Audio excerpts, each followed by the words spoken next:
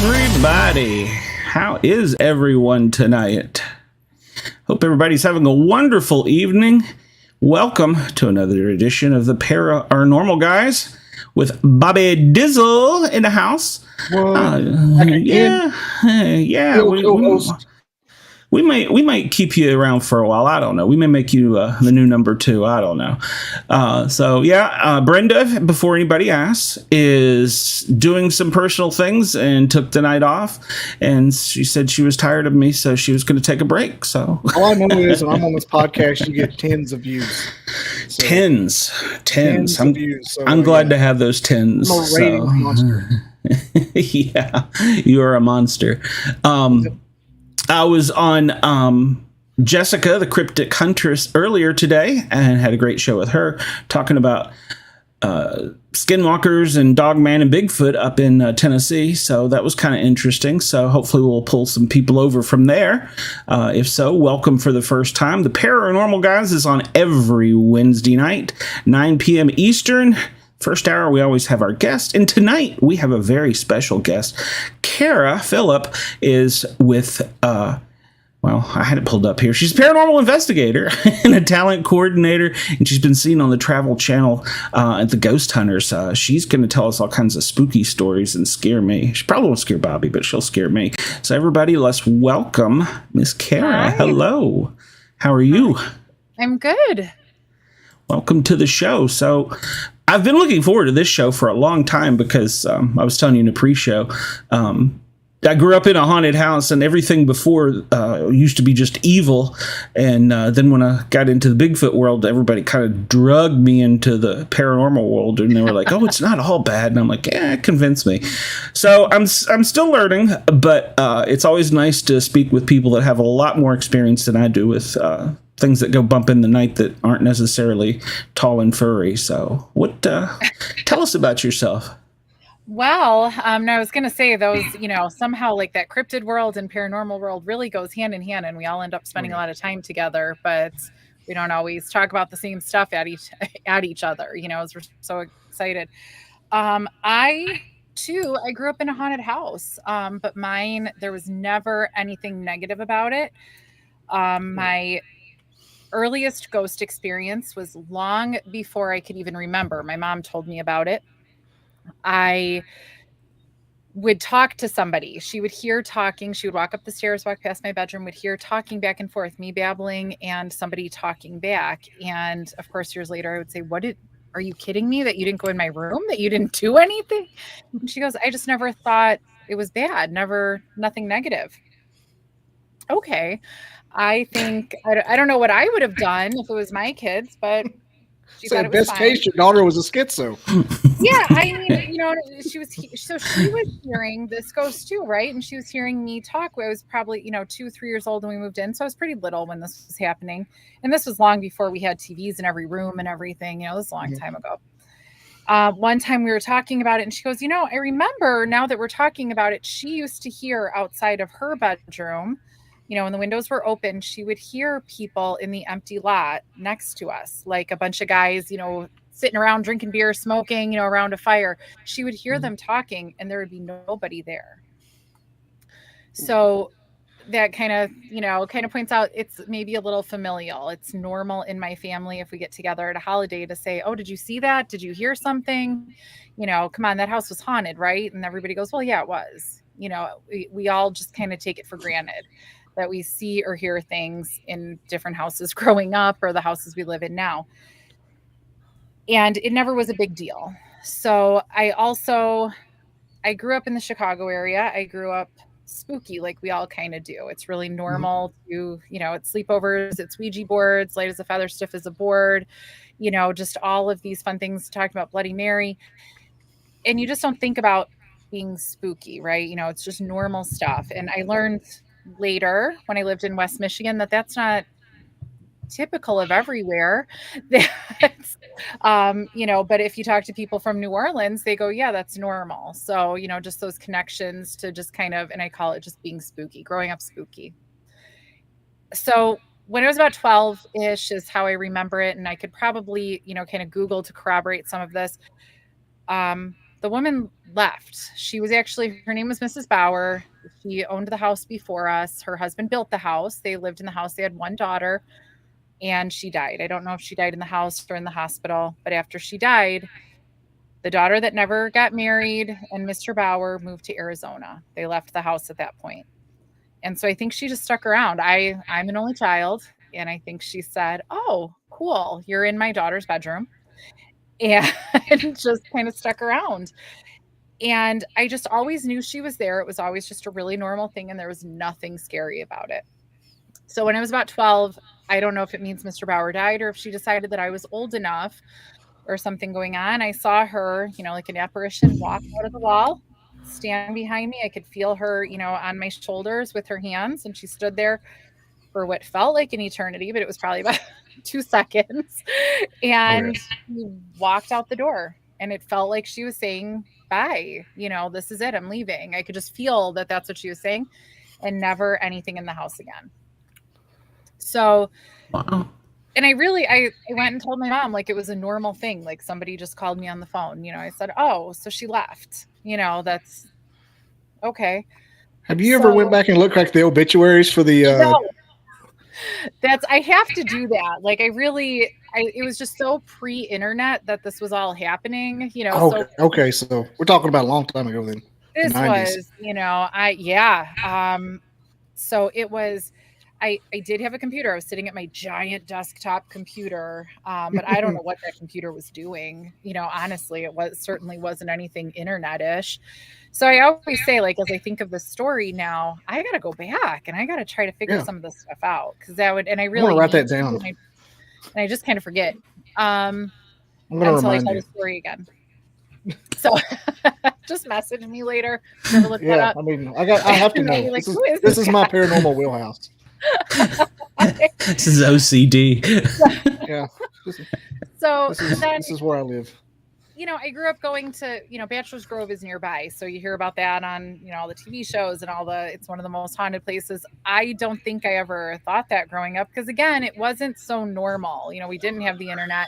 We didn't have all these TV shows like we do now. It was just this local thing that we went to.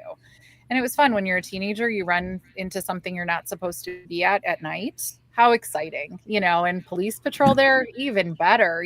This is an adventure. Sometimes you're hiding from them. Okay. So of course you go and you take pictures and you have a great time. I actually have some pictures that I think we realize now that we all get to talk about it and connect.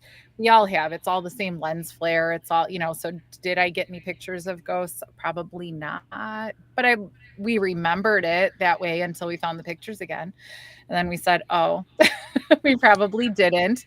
Because that was long before digital cameras. That was, you took those pictures to get developed. How long after the fact? And then you all sit together and get all excited and say, oh, look at that. So we did that. That was normal. And I really, during the day, I think is when I had, maybe we would go sometimes during the day. I had some experiences that I definitely felt like I was connected, to spirit, but never really at night. At night was probably just the fun of being in the woods at night with all your friends and running around. But that was normal stuff. It was normal. We grew up with Resurrection Mary of Resurrection Cemetery. That's I think every area has a story like that. She gets into cars and disappears, so this is all normal stuff. So I eventually moved to West Michigan to go to school and stayed there for a while, and people are not spooky there. It's pretty lame. So I really it's wild. So in the Chicago area, we have fences around our cemeteries. They are locked. Gates close, and you cannot be in there past a certain point. I went to West Michigan, so I've never seen an unfenced. Before then, I had never seen an unfenced cemetery, because of course kids wanted to go drink and smoke and chase ghosts and do bad things in a cemetery. That's what you do. So I get up to West Michigan and there's no fences, and I say to people, "Why? What's going on?" And they go, "Why would anybody do that? Why would you go into the cemetery at night?" And I'm like, "Why would you not?" And so life just kind of took over, and kids and house, and I kind of got away from the paranormal world, and not deliberately, just it was always just it was a normal thing. It wasn't something I actively engaged in. It was just normal. And so then I moved eventually back to the Chicago area, thank goodness. And I worked, kind of didn't think that much about ghosts. I moved back into the house I grew up in, and there was no ghost there because she already left. So I didn't think anything of it. I worked at an assisted living, like nursing home. I was getting into healthcare. And that was, I think, the place that I've been most scared of ghosts, most scared of like a haunting, or something there, a presence. And so that has its own stories I can tell. But then I eventually left there, got a way better job where it wasn't scary and they paid a lot better. So I left there gladly and became a nurse. And after that, I never, until recently, saw anything again. And I think because I went to critical care and I'm right there, when people there is a lot of death, there is a lot of right at the edge, and I think I kind of turned that off then. I just wasn't going to see it. And I talking to other nurses that are a little connected to the paranormal world or very connected, they say the same thing, that once they became a nurse, they just didn't anymore. I think we turn it off because I don't need to be taking care of a person plus seeing something else going on. That's not what you need in my life. That's a big distraction. Yeah, well, I'm a paramedic. So I'm here for the living right now. I worked with a guy after a traumatic head injury. He could see dead people. Oh. And he, as a paramedic before, he had never had this experience. And we would go on calls together. I'm telling you the truth. After a traumatic head injury, he could see dead people. And we would get on scene. And this is before I really got to know him that well. He'd be like, "We're too late." I'm like, "What the hell are you talking about? We just got here." He's like, no. They're standing over there in the corner looking. And he goes, "I got to go tell them they're dead." And I'm like, "What? Wait a minute. We got to tell the family first." I love Why isn't that guy been... That is he's ex-military, and because of his clearances and some of his other stories, he won't come on the air. I've tried multiple times, and yeah, he had to finally go to training. It got so bad because nobody wanted to work with him. I didn't mind working with him because I understood, but we'd pull up on car wrecks and he'd be like, "Oh, there they went." And I'm like, "What?" Like, what are you talking about? Love that so much. And now, like, that kind of makes me want to see things at work. But no, I just kind of, shut it off, right? So eventually I started volunteering at a notoriously haunted historic location nearby. And Glenn, are you wearing pants? I'm wearing pants. That's my co-host messing with my other co-host messing with me. And I would go to this place and people would have experiences, supernatural experiences, paranormal experiences. And I would be so jealous, right? I'd say, "Come on, why am I not? I grew up seeing things. I grew up, hearing and interacting. What is going on here?" And I would just say, "Well, I haven't in a long time." And, I would be pretty jealous and pretty, like, I think kind of mad at every spirit there that they weren't showing up. Because I spent a lot of time there. We were cleaning up. We put in a lot of effort, and I was a little jealous. To be honest, though, I think I was, if I'm being totally honest, I was every now and again seeing or hearing something, but it wasn't big enough. It wasn't what I was looking for. I was looking for something to really, literally jump in front of me and really, you wanted that holy grail, that full body. Yeah, I really wanted it to be something.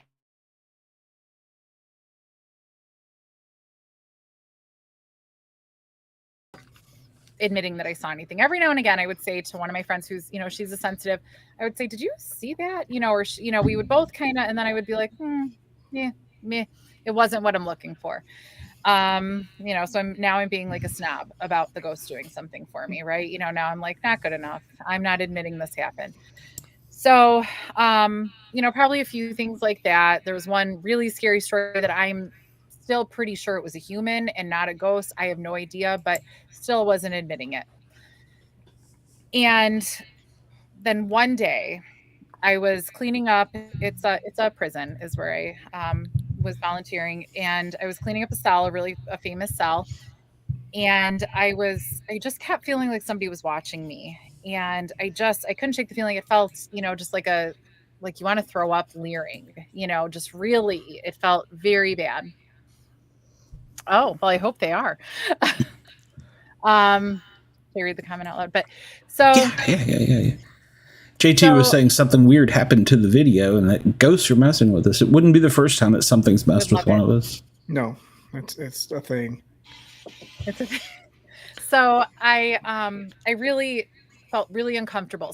Something was leering, something was staring. I felt real bad about it. I didn't like it. Kept going what I was doing and then finally wrapped it up. So this building, it's a long building. It's 2 cell blocks. There's an administration building in the middle. We were in the east cell block, so one side of it, and across the administration building is the west cell block, the other one. For a long time, the west cell block was locked, and bars, iron, steel, bars were blocking it. So if you going back to cemeteries, they put that wrought iron around it to keep spirits in. They, say they can't cross it. So for a long time, they were locked since it closed. Nobody was going in there at all, and the bars were all closed.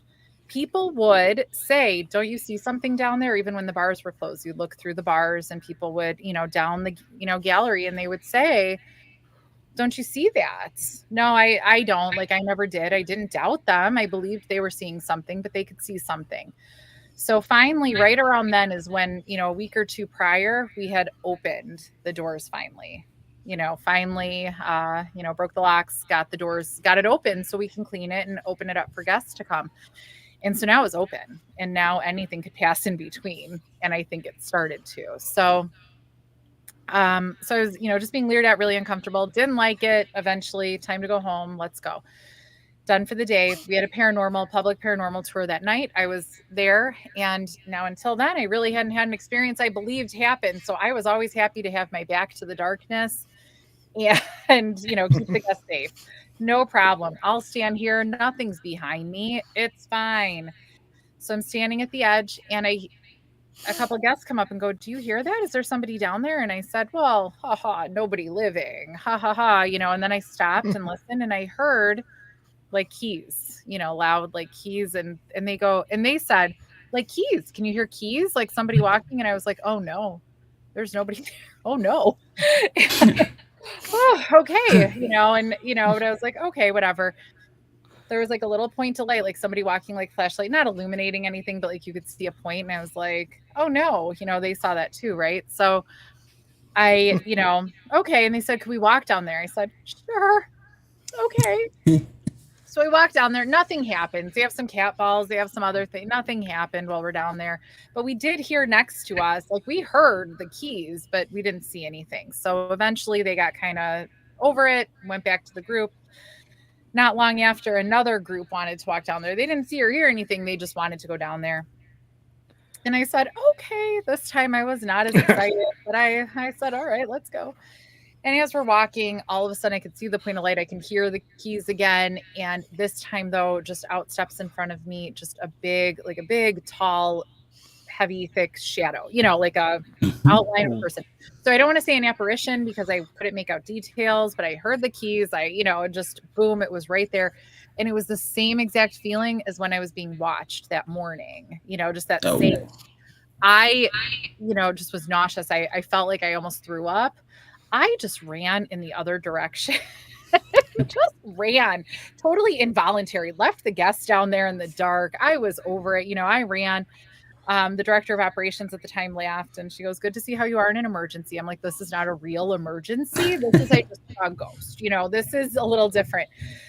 So after that is then when I was pretty able, I think that was I probably all along was seeing and hearing things, but just couldn't let myself. And I think after that is when then I was like, all right, yep, I'm seeing and hearing things all the time. I still like a second person verification. God forbid it's just me that says it. I like when, my friend next to me is like, oh, do you see that? And I'm like, yep, I sure do. I love that. I'm obsessed with that. Because I think I don't trust my abilities yet. I hope that one day I do a little bit more, but I like when somebody else verifies it. So that was kind of the start of really it getting to be a pretty normal thing. And I think since then, just even outside of that space, I definitely am more open to, a lot of things. But I think too, the Warrens have a theory. They talk about just when you're in a space and your energy and how, you work with the, the spirits in a space, that means something, so I think, just the getting to know them. And I think they, by now, through a lot of, things that happen, they know who I am and I know sort of who they are, not by name or anything, but just kind of the energy that I think that opens me up to a lot of experiences there. So I hope to kind of develop that more everywhere else. Cause I think when you go to a new place, they have to get to know you and you're just another ghost hunter or investigator going, who are you? Is somebody here? And they just, I think, roll their eyes. Can you turn on this flashlight? Yeah, do Exactly. this, press this ball like this. And I think I just like imagine them just sitting there being like, no, I won't. Or you just answered one of my questions. Every time I have anybody from like a paranormal group that does something like you talk about regularly, they always have like a home base. So I guess yours is the prison. I was going to ask you what your home base was, but you pretty much told us that. They changed the volunteer program, so not anymore. So What I'm is it kind of now? looking for a new home. Of course, I found like another jail that I like to go to. I got my thing. Is it in Illinois, close to where you live now? It is. I was in Lynchburg, just an hour north of where I am, where Jack Daniels was this weekend, and they have a haunted. I say haunted jail. I think everything's freaking haunted. It's all but haunted. they had the little jail tour. The concrete wall made of old school concrete or whatever. That's awesome. And I'm like, I'm gonna walk in here and like waste the rest of my day. So I'm gonna save it for another day. Because they had the tours, and I'm like walking around with my moon pies I just bought. There's something about like an old jail or an old prison. Dude, I don't know what it is, but there is something about it for me. In Huntsville, Tennessee, there's a Scotts County jail. It's like a little castle, and they have an escape room. They have an escape room and a public paranormal investigation. How fun! I had one of the owners on here, and I'm like, my God, am I just making friends for life right now? Because that sounds amazing. That sounds amazing. Yeah, but it's not like a prison. It's just a little. They use half of it is actually the other half. It's across the street. It's the women's prison, is actually leased by 13th Floor, like the haunt people. So they're all over the country. Yeah, and they have a haunt there. So they're working on having some more stuff year round or whatever. But yeah, it's funny because I go every year. It's close to my house. I love October and haunted houses and everything, and I go to it. And I've been there before it was a haunted house. I got to go in there and I was like, I think people would just enjoy walking around. You don't need to make it anything. You could just have people walk around. But yeah, no, I love it. I love a good jail or a good prison. Yeah, a lot of not a nice trauma to all the residual hauntings just right there. Yep, all that energy, yeah. It just is so much energy. So that's even the last time I was there was with Dave Schrader and Shane Pittman. And and I hadn't been there in a couple months, and I walked into Death Row, and that's my favorite. Death Row is my favorite there. Oh. There's just something I always say, like I always ask people that have been there, where would you spend the night if you had to spend the night, and why? And for me, it's Death Row because it would be the safest. I would feel the best. I would feel like I could go to sleep, which is not what people would expect. But I just felt like I could see as I was walking up the stairs, kind of just like energy. And it felt like they were saying hi, like they were excited to see us. I could just feel it. And it was just kind of like, hi, like hugs. And they get to know you. I absolutely believe. And, a lot of us that spent a lot of time there have had doppelganger experiences that people have seen or heard us. We never get to see or hear ourselves, which is probably better because I bet we'd slip into some, Yeah, you're not supposed to do that. You're not supposed to do that. Yeah. But we, it's not, we've all had kind of that experience, seeing somebody sees or hears us. And so the place knows us, and on EVPs or, just SG sessions, it'll say our names, so we are, we're all obsessed with each other. Yeah. So me and a bunch of old prisoners no longer with us, have a whole thing. But so that's interesting. the spirit that I saw now, he's a guard, 100% a guard. You can hear him sometimes walking with, big guard steps. They wear different kinds of shoes. And it's not, it became pretty normal to see him. I would see him like I always see like I don't want to say a shadow figure because that has a negative connotation, but like I don't see apparitions necessarily like somebody in white or, their clothes. It's always just like a shadow when I see something. And just, I could like see him sometimes leaning or just kind of watching, when there would be a tour, just watching and looking down. And every now and then guests would go, somebody's up there watching us looking, aren't they? Like pacing. And I go, yeah. And and so now so he liked me. I would, walk in and say hi, I would be like a friend in those galleries, but it's, at first it was terrifying. And have you gotten the names on the EVPs or anything of them? No, so they never do. We have names that we call some of them, and some names that we maybe think somebody is based on history. But no, they don't. And so we don't know if that's because maybe there's just so many of them. Countless people died there between. It opened just before 1860 and closed as an operating prison in 2002. So really? So like countless people, the TB epidemic, happened through the prison, all this stuff. So many people died there, and just, standard just incarceration deaths, a lot more than now, or I'd like to think, a lot more than now. But and eventually people become a number, they're not even knowing their name. They're not even thinking about their name. They become a number, unfortunately. So I think to get, I think how many people are we really interacting with when we interact? Is it a few, or is it really hundreds that we're dealing with on the regular, in any given night? So to get a name, I think, is tough. Mm-hmm. Yeah. You can just deal with a whole, like a riot of people. They're probably, I think a lot of them are excited. Like when there's the opportunity to interact, I think they are kind of excited. There's like solitary confinement in the West Cell block. I think, I don't know if everybody would say this, I think they're funny. Like when you give them, an EVP or like even the necrophonic app or whatever, they're funny. They know your name. They, they can say names and, the people they know. And they joke with you. I think they're just so excited to interact. If you go down the hall to protective custody, it's a little darker because it is, and they're not so funny. But I think, the different areas, so like, a solitary confinement, they're excited to interact with you. They want to talk to somebody. Is there any like particular trigger objects in that prison that makes them go nuts? Just like cigarettes or something? Heaven forbid a dirty magazine. One of our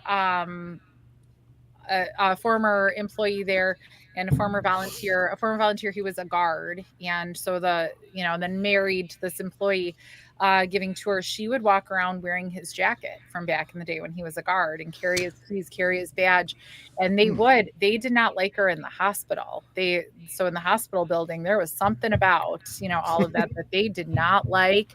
But yeah, when she carried his stuff, they would, so things kind of going back to, so now she's, carrying around the things looking like a guard, and the inmates would not care for that.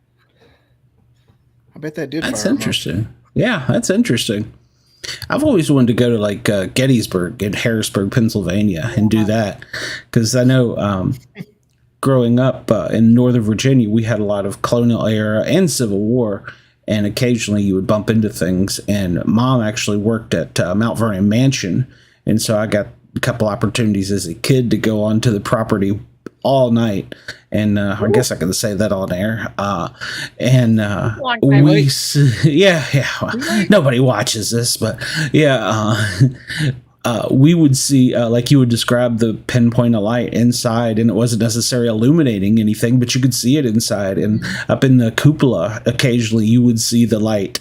And the guards are like, yeah, if I see that light, I'm leaving, because that means that either George or one of his relatives is in the building and they don't want to be there. Well, that's interesting, because in that case, that's probably more like a candle, and for me, it was more like a flashlight probably, but it still comes through the same way. Yeah, you could just see it real faintly. Yeah. Never heard footsteps, but you could always see the light. I won't say always, but whenever you would see it, it was usually the light. And in some of the battlefields, there's a neighborhood that was nearby that would have riders on horses come through, and it was colonial era from the American Revolutionary War. So so I've always wanted to do Gettysburg because they say the energy there is just overwhelming. So just, I mean, well, it's in the earth. It's part of it now. And that's why, like, these old, like, prisons and everything, especially the really old ones, it's, they're made of this stone, so in this case, for this one, it's limestone quarried from right next, quarry right across the street.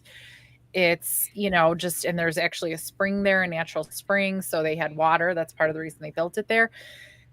And that limestone, the stone just holds it. That just holds the energy. And so these old places, it's just part of it now, and you can't get away from it. Yeah, that's fascinating. I never thought about the limestone, but that we see with the Bigfoot, it's usually the energy from like the quartz in the ground for some reason, the quartz and granite. So yeah, and I've heard limestone too. Yeah, that's it. I hadn't thought of that, but yeah. And I was watching somebody the other night on a TikTok, and they were talking about, when people die, now they just basically return the fluids back to the water system and the body to the ground. And so that energy is just scattered about everywhere, So, yeah. And I had never thought about that when she was talking about the water system. I was like, well, that's kind of creepy now that I think about it. But, But yeah, she was like, yeah, so she says the energy is scattered everywhere. And she was more talking about, I think she was like in Philadelphia or something with the large COVID deaths, the amount of deaths. Yeah. And she said the energy is just scattered everywhere up here. So. Yeah, it is. I mean, it just is everywhere. I mean, it's pervasive. I think some areas, though, have the energy that we actually can interact a little bit better. So, yeah. It's pretty neat. I did a ghost tour with a friend of mine in old city of Knoxville. And I was like, we're not going to have anything happen. This is going to be a bunch of crap. I wish Deacon was in the chat tonight. She could probably give us a little more details about some things, because me and her were a magnet out of the however many it was in the group, 15. Everything came straight to us. That's awesome. So we got a recording of it said to get out, and it turned on her light, and and I didn't even realize all the dark history of Knoxville. So I found that was kind of interesting too. So, and they were like, this is why this cemetery is haunted, and this is why this is. And I'm like, wow, I didn't even know this. So yeah. I love so much like paranormal tours or like a haunted history type tour. Because I do, that's my vibe, that's what I like, but also because I think you learn so much more about an area than just, cute, nice things. A daytime tour is definitely different. So I think those paranormal tours, you learn so much about what happens in the city. Hey, Bobby's back. Yeah. I popped out of it. Yeah, he just disappeared. Yeah. Because I didn't know the history of, all the dark stuff around Knoxville, and this guy had really went back and he had mapped out old buildings and said that this used to be a funeral home and this used to do this, and it was pretty, he had, of course, Knoxville at one point in time had a second story. So it's actually got a city underground that's not used. So there's, they had to build the city up back during the TVA era, during the dams and stuff. So plus Knoxville's built on a cave. So, but so it had a lot of cool history with it. If you ever get a chance, the guy's name escapes me. He's been on several TV shows and done some things, but the city of Knoxville ghost tour is well worth I don't remember what I paid, $20 or whatever it was. It was well worth it. Yeah. That's not the only creepy thing in Knoxville. Have you heard of the Body Farm? Oh gosh, yeah, I've toured the Body Farm. Yeah, I was asking Kara. They do tours. Hold on, I'm just shifting away. They do tours. Yes, they do, but you got to get a VIP. But you have to be on a wait list for the tours to the Body Farm. Hey, unless you know somebody. But yeah, and Bobby, you'll never get in. You're an Alabama fan, so I would never go to that cheating stadium again. Well, part of the Body Farm actually goes under Neyland Stadium, so I know. It's a true story. Really? So Yeah. Wow. I got to tour as a paramedic student, and they sent us again when I went through communication school, working with the 911 center in Knoxville, and I don't ever want to go back. It is not because of any of the haunting factor or anything. You have to literally burn your clothes after you leave there. They are so bad. Yeah. So, wow. But it serves a great purpose for it's. I'm sure Bobby probably knows the stadium, or the reason that it was built was because the investigator with Knoxville Police Department had a child case he couldn't solve because children don't leave fingerprints. No. And up to a certain age, your body doesn't produce the oil. Oh, and I never knew that. And so they had a case that was driving him crazy, and so he wanted to develop a technique to where he could pull kids' prints. And so he went to the university, and they teamed with the FBI, and he writes books now. So yeah, Dr. Bass. So yeah, it's a really, really fascinating story. So it always reminds me of that show Bones. When I think I've walked right by it several times, but I've obviously never been there. Yeah, a lot of people that live there don't even know about it, but some of the things they do is very weird. Is out there. Tour it. That's awesome. Yeah, you have to have a pass, but yeah, it's. Well, you're in the nursing field. You could say you're getting your Tennessee license or something, and maybe get expedited up. Go over and take a phalange off one of them. Souvenir. They will haunt me in not a good way. Yeah, that might bring back some bad mojo. A lot of people don't know it. That's the reason Calhoun's Barbecue blows their smoke toward the stadium to shield the smell of the body farm. I don't know that to be true. That's completely made up, but I was going to say that could be. Well, let me tell you that's some good barbecue. This is some good barbecue. I've had better. Whatever. Tennessee trash. Oh Lord, we got Bobby fired up. All right, we'll have to. Now I'm pissed. I got my Alabama cup here. Let me point my camera. Let me point my camera toward Tennessee. Get beat. Oh Lord, there's always next season, Bobby. Me and Bobby go back and forth about this. This is one of our things. We love to rib each other, but I beat myself with a cat of nine tails about this. It's not fun. It's kind of a psychological problem with me. I wish I could get over it. Can you hypnotize me? Anyway, give me Lexapro. So, what is I don't want to say you're most fascinating, but one of the things out on one of your we call them expeditions in the Bigfoot world that you've encountered? Okay, so probably because it's just like at the forefront, right? This just so recently, because every story is pretty good, but I think this is a really cool story because it involved a lot of people. So it was the last weekend that I was there. It was the beginning of May, and it was when Dave and Shane were there. And one of the buildings, and you have to know where the buildings are for this to make a lot of sense and be really interesting, but I'm going to still tell the story. So one of the buildings we don't go into is the school in the chapel, or the chapel in the school. It's one long building. It's just usually not that active, usually not that interesting to go on a paranormal tour. So it was all locked up, not open, at the prison. Okay. So this one is just fun because it involves so many people. So a few of us were sitting way across, the grounds, pretty far away, and we were by the hospital, a few of us that are, usually there. And we saw a bunch of lights, like 5 lights, just, bright flashlights. Speaking of flashlights, and you don't usually see the light, but bright flashlights in the school. And we can see it through there. And we said, and honestly, they were so real. So, just obviously not a ghost, right? That we actually kind of amongst ourselves were like, who is going in there? What is happening? Why do they think they can do that? Like getting kind of mad about it, but we're going, you know what? We are so far away. We're worried about our station here. We're not going to go crazy about this. So we sat there and we just kind of kept watching it and kind of just being a little annoyed about it. And later, so we saw the 5 flashlights going one direction, and we didn't see them again coming back in the other direction, which is fine. Whatever. And then later, 10 minutes, whatever later, we see 2 flashlights going one way, 2 flashlights coming back out. And that was that.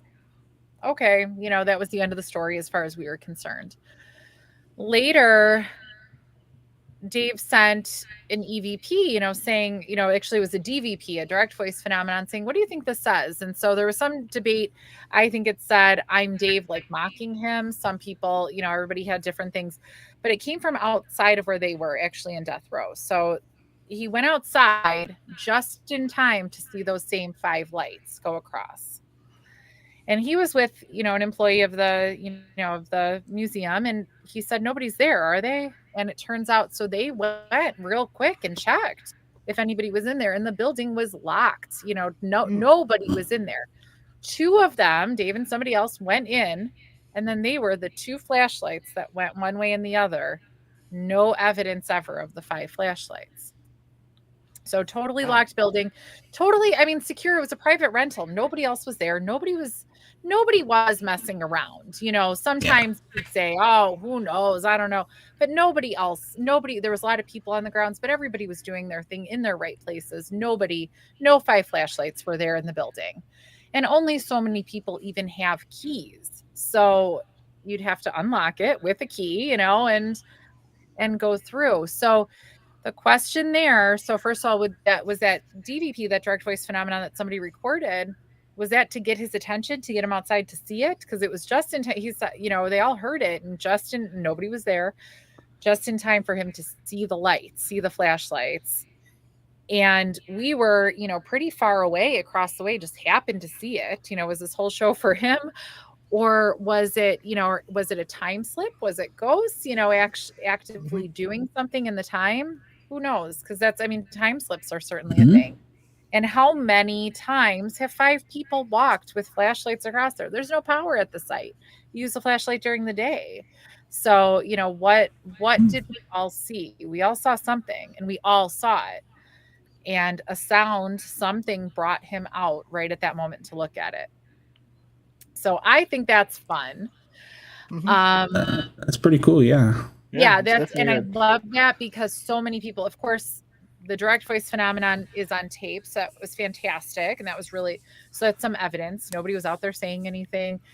And something was, but nothing alive. But unfortunately, none of us got pictures or video of the flashlights, because who would have thought to do that? We honestly were just like, everybody was like, who is that? And let's tell them to stop doing the wrong thing. It was really like, everybody was like, those jerks, we're going to do something here. And there was nobody living in there. So that's awesome because nobody was there, and we all saw it. So I love that so much because I'm obsessed with shared experiences and not just me. It's one thing if I say, oh, I saw a shadow there. Okay. Yeah. Who cares, right? Was it that same night or the next night? It might've been the next night. We were there for 2 nights. I had never had a doppelganger experience. One of my friends that's there all the time with me, we've heard his voice, he's, had a lot of experiences, but nobody's ever heard my voice there. Nobody has ever, anything. So I was a little, salty at these guys. Like, hey, I spend a lot of time here, let's do something, you do something for everybody else. Everybody else seems to have a thing. What about me? But so there's one spot, one of the galleries in the East Cell block. There's something there that I will say isn't great. Usually I say, oh no, I love everybody there. We get along with these, spirits or whoever's there, but there's something in the East Cell block that I don't know what happened. It wasn't like this always, but it's more recent. And it doesn't like women. It's women that don't like it. Men say, oh, this is fine. They can maybe sense something, but they're not bothered. Women tend to not like it at all. So we're standing there, and I walked past it pretty fast that night. I went to go follow the group of people. I was recording Dave because why wouldn't I, right? And so I real quick went past this area and moved on and was actually taping. and taping like I'm 90, recording on my phone. You're gonna tape it. I was taping what I was watching. And so, two of my best friends were there with me, and they run in panicked, like panicked. How long have you been here? A while. I don't know how to even answer that. How do you? And they kept saying, no, really, how long have you been here? Because I was just standing there comfortably. And then I realized I was taping, so I could say, well, at least, however long it was. By then it was like almost 2 minutes, not forever, but a little while. And they go, no, you haven't been. And I said, no, but really, I certainly have been. And so all three of us walked in together. I kept walking. The two of them stopped to really look down this gallery where they felt, something was. I kept walking because I wouldn't. But they both independently of each other had turned around and saw me standing, leaning on some bars, just standing. One of them said, oh, you were looking at your phone. Your face was really bright, like you were looking at your phone. And I was like, but did you see my face? Like what? Because it wasn't me. And they didn't. And then the other one didn't see my face bright, but just thought I was standing there. But they both 100% saw me standing there, just leaning against the bars.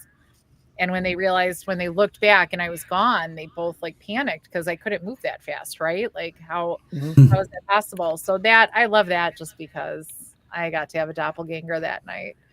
But so the question too, again, is that a time slip, or is that somebody being like, haha, in the area that I don't like? I was like, I promised you guys I wouldn't be standing there. That's a pretty terrifying area. So is it that same entity that we don't like being anywhere near, kind of trying to get them to stay longer or luring them in a little bit? Entice them in, yeah. Because that's, in my experience, the doppelganger experiences we had there, which numerous, especially voice, by voice, those were always kind of to lure you to maybe a not safe area or lure you to a certain area. So was that meant to get them more comfortable to spend more time there? But then when I wasn't there is when they said, oh no, and ran away from it. So those are my two favorite. They're the most recent. So of course they're my favorite, and they're very me, and they're shared experiences. So in that case, my two friends both saw the same thing, just a little different. And they have a side of the story that's just as crazy. Yeah. That's the freaky part. Like, you didn't even believe this. And it was both of them running up, and I never see them anxious or scared or, oh my God, where have you been? How long have you been? They've never do they act like that. So I think when my friends that are so accustomed to that space and, the energy and the spirits around them, when they get like that, it's interesting, that something happened. So I love that. So those are my two recent stories, but there's a lot of stories. It gets to be pretty normal.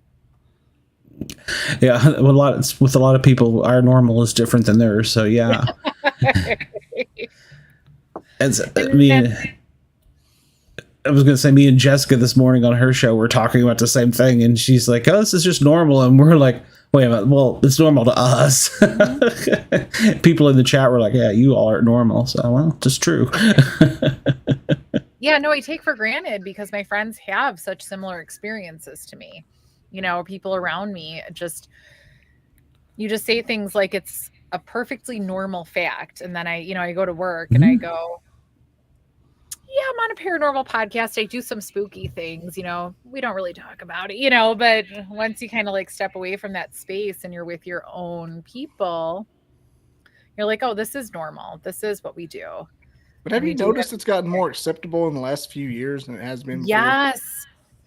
So yeah, absolutely. So is that the internet and just TV shows that we think it's kind of normal that people are so desensitized to it? Yeah, or is ramped it up? It's like, insane now.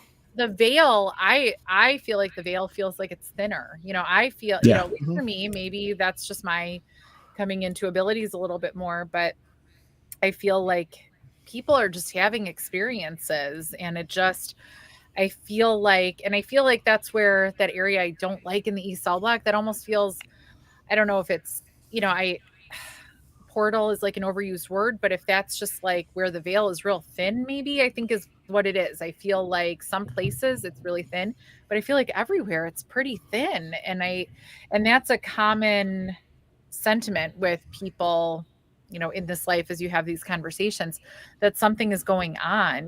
One of the theories, and I kind of go, oh, I don't know, somebody mentioned the 5G. I don't know, but like, are we dealing with energies that are, that are changing how we're perceiving things and we don't realize? I'm just talking on a cell phone, but maybe, there's actually something that's hitting the right frequency.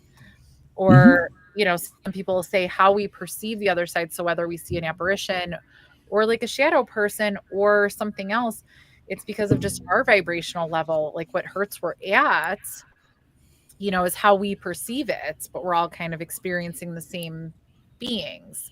What if it's the vaccine? So, I don't think so. I'm gonna get Glenn a warning on this channel now. Oh Lord. I don't think so, because I do think it was long before that. And if it really is, I'm going to go get like my third or fourth, whatever I'm on, booster. Well, like I will, if that's what does it, I'll go get another one. Get 2 or 3. In the early 2000s and 90s. I think I've had 3 of the vaccines. But no, once I had actual COVID like a year ago, finally I made it through. I was in critical care, like at the front lines, working through all of it. Never got it. You walk in on that first day thinking you're just going to die. But yes. Then you don't. And then you just keep going. And then it was finally a year ago May, that I finally got it. And it was enough that I got to be off of work for a while, but it wasn't terrible. I survived it, obviously. But it was. Oh, it nearly killed me. It nearly killed me. Bad. I mean, holy cow. Sicker than I've otherwise been, but I was really expecting. Some of my coworkers that got it like early, they really were out for, one was like a couple months. So I was like 3 weeks, maybe, I think, that I was out. But after that, I never got another booster, because I was like, you know what? I already got it. And I'm good now.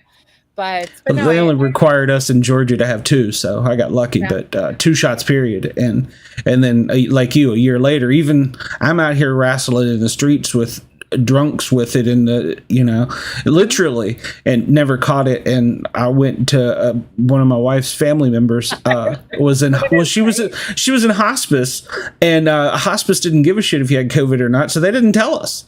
She had COVID when we went to go see her, and I was the one that caught it. I was like, she's got like a fever of 104, guys. I was like, yeah, everybody. And then we could have been one of those super spreaders, because it went from Maine to the Carolinas to Texas. I'm like, good Lord. Because they brought in the whole family for hospice. It's like, that's stupid. I got it as soon as like the world started not wearing masks everywhere, and we started going back to a little bit of normal, right? So all that time, so I guess we did a great job at work. All that time, like up close and personal, when it was so bad, I did fine. Didn't get it. And it was probably like a trip to Costco. I don't know. It always is. Yeah. It's Kroger's. That's what got you. It just, like literally, I think Costco was the only place I was even going. And I was like, whoops. Oh, well. So I had some time off. It was relaxing, and I took a lot of naps. Didn't feel good, but I took a lot of naps. So, so if the vaccine will do it, I'll get another one, but I don't think so. I was going to say, just in the early 2000s, nobody was ghosty, nobody was UFO-y. And then here come your bunch with Taps and Bagan and all those, and the ghost tours got popular everywhere in every city. My city's got one. And now everybody has a story like, my grandma used to see like ghosts in her house all the time. I'm like, everybody's got one. Like, so did we just never talk about it? I think we never talked about it. I never told somebody like I grew up with a ghost. Why? Now it's kind of cool. And now you're like, let me tell you about the ghost I grew up with. Like, yes, queen. So I think, we just have a different perception. It's normal. I remember when I started my unit, I actually went back to critical care during COVID. And they had a year or two prior had a medium that was there for a while. And apparently she saw who was there before her, who didn't make it. And they were all over our unit. And it was a normal conversation. Nobody said, oh my God, can you believe that this woman said this? Everyone was like, so this medium said this room and this room. And, and I knew that I found my home when people were talking like that. I was like, all right. Thank you. But I think it just got to be really normal that we can talk like that and finally share the information. Which Yeah, is there was a hospital in Tennessee that the doors would open and close, and it got to be such commonplace that everybody, including us, the EMS workers coming in, we knew about it. So love it. yeah, and that was that was probably the oldest hospital in Knoxville. I think it's been torn down now, but yeah. Yeah, it's all those old hospitals are getting torn down, and we're getting brand new hospitals, or they're building brand new wings and tearing down the old stuff. So you don't get that same. Yeah. You don't get to have a good haunted hospital anymore. They're all going by the wayside. So The good old days. Yeah. I mean, it was great when these rooms were tiny and weird. It was great. No, I'm a nice new hospital. I was stayed at a haunted fire station. One of our stations was haunted. I literally despise being assigned to that station because I knew it was going to mess with me, and I was not going to sleep. If I did manage to get some sleep, I knew I was not going to sleep. Yeah. So and. Well, we hear the same thing on our end, haunted fire stations, bringing things back to the station with us, so yeah, we've had all those encounters. So, well, and you have, so per this guy that actually saw everything, you come across these traumas that are really, at least when somebody in the hospital doesn't make it, they either maybe expect it, there's a little clue maybe for the person, hey, I didn't make it through today. But I think when you come across these, MBAs, oh boy, what is going on? Oh, we're getting storms in Georgia, so. I think, a good MBA, you don't know that happened. I mean, I'd be shocked if it was me. So I think, I could see them following you home like, okay, yeah, we're going to go with you because you're going to help us, and now you have a ghost attached to you. Now you have a new friend. Mm-hmm. Yeah, and we've had that station. We really believe there was a creek out back, and one guy came to the station. It wasn't on my shift, and he was talking about the guy fishing out back. He caught some fish, and we're like, oh, "It's fenced in. What are you talking about?" And he's like, "Yeah, I saw him. He was walking out in front of your station with some fish. He had like 3 fish, like on a stringer." And we're like, "Nobody fishes back." And we've heard that from people in the neighborhood. They've seen somebody back there fishing. They think it's us, So because the chief's even like, "I don't want to catch you back there fishing. No, nobody catch you." And so I mean, we don't have time for it, but yeah. And so we believe that that's what's happened because it's commercial property, and it was commercial property for a long time before that. And we think, well, this guy just kind of wandered in, and he kind of likes us and isn't going to leave. So, decent fishing. I wouldn't leave either. He seems to always catch 3 fish. It's always 3 fish. They say they see him with a stringer or 3 fish. So it could be a biblical allegory. Got me. I don't know, but yeah, it's weird, but yeah. So yeah, you can, and I've seen things on calls too that would just creep you out. So, you lost your audio there. I can't hear you. Is she muted? No, she's not muted. But yeah, well, I know, Bobby, you've heard the story of my first cardiac arrest. I'm in the back of the ambulance, and everything that could possibly go wrong is going wrong. And I'm a brand new paramedic. Guy's color comes back. His skin color returns to normal. Vital signs get normal. And he reaches out like he's going to hug me. And I'm like freaking out a little bit because, I'm a brand new paramedic. This is 30 years ago. And he goes, "No, not you. The guy beside you." And I'm like, "Wait, what?" And he goes, "Yeah, it's Jesus." Instantly coded. Yeah. I'm like, shit. So I punched him in the chest. That's the old way of doing it if you haven't been a nurse long. So, yeah. So the guy lived, by the way. Yeah, the guy did live. It was my very first cardiac arrest. It was a save. Yes, it was a witness arrest, and it was a save. I had to ask this question because he stopped and the guy died. I'm like, wait, what? What happened? Well, like, he's reaching for the other guy. That's making it. I would ask him what Jesus looked like. I mean, was he a white dude, Middle Eastern? I wanted to get him to the hospital and give him to her. I didn't want him anymore. I didn't care what he looked like. So plus, I think that might be subjective because to him, it may have been, what you typically see of pictures. Yeah. Yeah. Think of as Jesus. So, but yeah, that one was probably one of my most terrifying ones. So, but no, that yeah, is. How about you?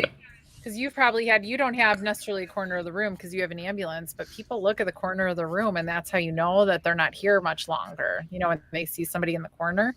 Yeah. I never look in the corner. I never turn around. To this day, I go, that's nice. And I don't turn around and I don't look at the corner until later. Later in the day, I'll look at the corner, but not right then when they say I've tried really hard to get hospice nurses on my podcast and they just won't do it. Interesting. I don't a know. lot of them have stories. I don't know if I should try again because that's been 6 months ago when I didn't really have my game down. Hey, how are you? But now I got a little like a smidge of clout.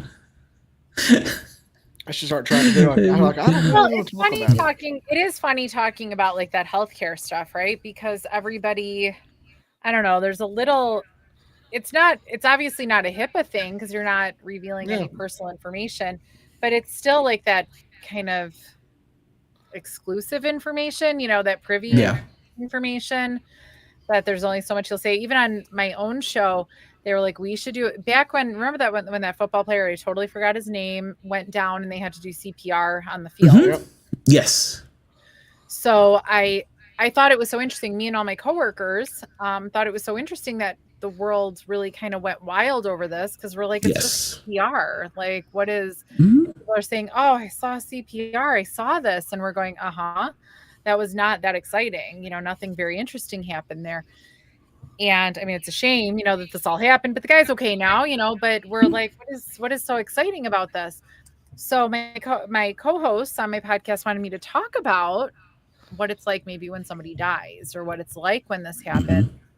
And I was like, I don't think you're prepared for how not eventful it is. And I think while the nurses, especially hospice nurses, have some good stories, it's less eventful than you want it to be. And that's, I think, and then on my end, it aren't ready for. Yeah, and on my end, it's so abrupt. Yeah. And literally one thing can change the dynamics of the entire process. So, and it's not pretty in the field. So, you know, my wife works in the OR, so she's always, you know, giving me grief. And I'm like, you're in a perfectly sterile environment. I'm out here in the dirt and the mud. You know what they do? They run them to the ICU. They die in the ICU. I was going to say ER, but yeah. They run them out of that room and they go, here. Had a pulse when I last, just like the nursing home. Had a pulse when I saw him. When was that? 7 hours ago?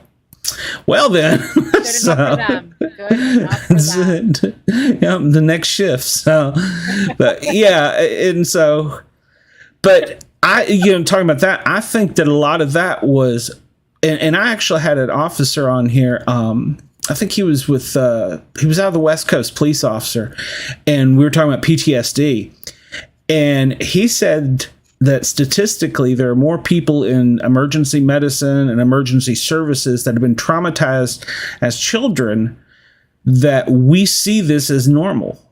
And I kind of thought about that for a minute and I thought, well, that does make sense, but we see, and you too, being in the critical care field, you see the end of the trauma so often that it becomes our normal. And so I got to asking people, I'm like, were you traumatized or did you have this? And a lot of people did.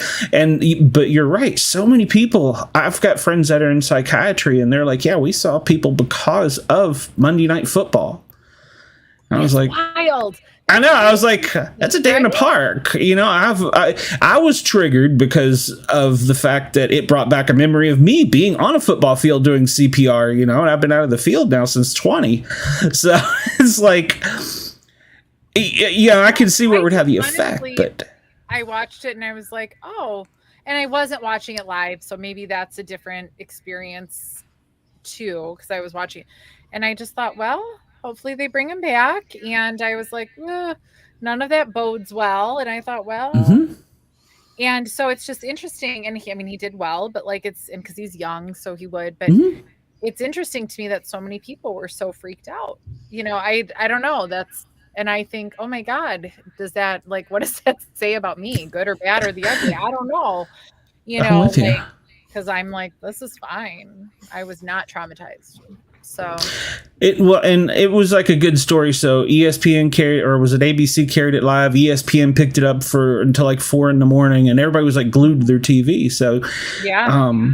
And he's actually gonna play again next season, if I understand correctly. So I mean, He's doing great. no. Use that insurance policy, dude. You're young. You can do something with the money. So, I mean, I would, but yeah. Yeah, no, he was up and walking and fine. So yeah, these young guys, they're young, they're fine, they got reserves.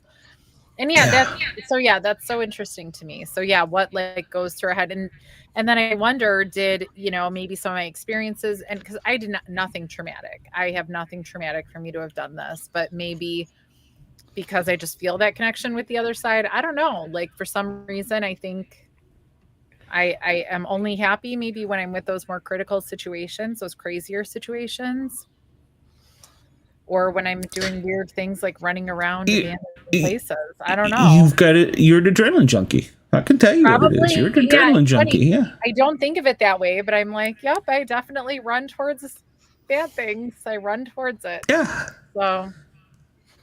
Yeah, and it defines you, and I think, there are so many emergency workers and healthcare workers in the paranormal. Yeah.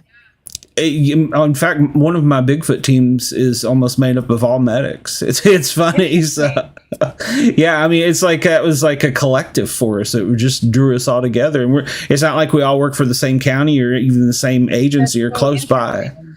But it's just like we met each other, and then we were like, hey, my buddy's in this group. Well, oh, cool, my buddy's in this group. And I've had a ton of cops on. There has to be to run around in the forest at night. Like you have to have something. You gotta be a little nuts. Like, that is weird. Like, right? That is a crazy thing to do. Yeah. But yet it's not fun at the same time. Totally yeah. Valid. I think it's totally valid. But to normal people, it's maybe not. And even while we're out in certain places, we'll come across cemeteries, and we'll wander in them, and we've had other adventures. So it's not to, I don't know. It is. I think it is the adrenaline for a lot of it. So I think it is. Yeah, I think it's that you do such a wacky thing. I'm going to say wacky. I'm going to go with that term. You do such a wacky thing normally that how do you top it in your hobby, right? Like if I just knitted, that wouldn't be enough. That would be, I think you have to like kind of keep like upping the ante a little bit. So maybe it is some sort of trauma response to something. I don't know. It could be. It is. It's not a big deal. Don't worry about it. It's cool anyway. It's good. So have you had an experience where you've been truly, I don't want to say terrified, but at least scared pretty good? Okay, so I'll tell you the story. The most scared I have been, period, I think. So it's the ghost experience or not, before I had my like experience with the guard that I admitted I had a ghost experience. So this old prison for a long time was pretty darn abandoned. And there's like a homeless shelter not far away. And if you get there too late or you're not too sober or various reasons, you might not have a bed there at night. So it was not crazy for people to end up at this prison. There's like a nature trail, and so people used to be able to break in. There's a nature trail that goes by it, and I mean, this is I can walk to this place from my house. It's a little bit of a walk, but I can walk to it.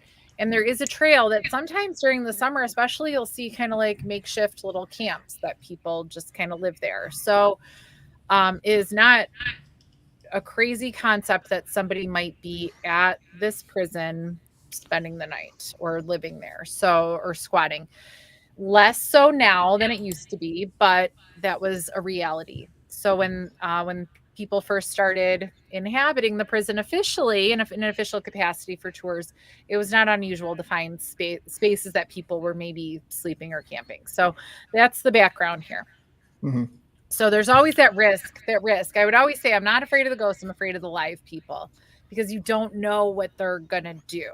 This is maybe their home now.